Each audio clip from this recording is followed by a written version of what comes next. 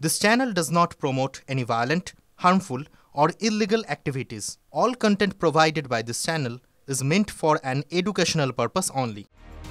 উত্তম সুচিত্রা এই জুটির ম্যাজিককে টেক্কা আজও দিতে পারেন না কেউই। সেই হারানো সুর ছবির আলোক মুখোপাধ্যায় ও রমা মুখোপাধ্যায়ের প্রেম হোক কিংবা সপ্তপদীর রীনা ব্রাউনের সঙ্গে কৃষ্ণেন্দু, বাংলা চলচ্চিত্র তথা বাঙালিদের কাছে উত্তম সুচিত্রা প্রেমের অনুপ্রেরণা।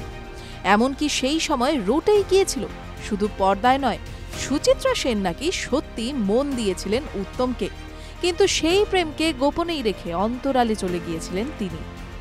সময়টা 1971। মুক্তি পেয়েছে উত্তম সুচিত্রার আলো আমার আলো ছবিটি।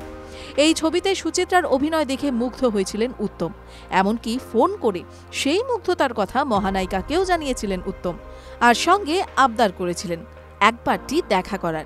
কিন্তু তখন সিনেমা পাড়ার সবচেয়ে ব্যস্ত নায়িকা তিনি, হাতে তার একের পর এক ছবি, শুটিং থেকে কিছুতেই সময় বের করতে পারেননি। উত্তমের সঙ্গে সেই সাক্ষাৎ আর হয়নি। কিন্তু ততদিনে জীবন এগিয়ে গিয়েছে। 24 জুলাই 1980 দুম করেই গোটা দুনিয়া খবর পেল মহানায়ক আর নেই।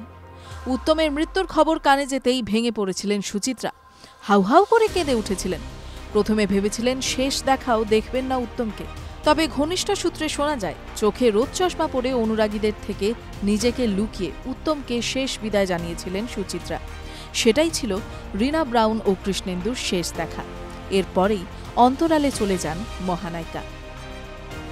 TV9 Bangla digital.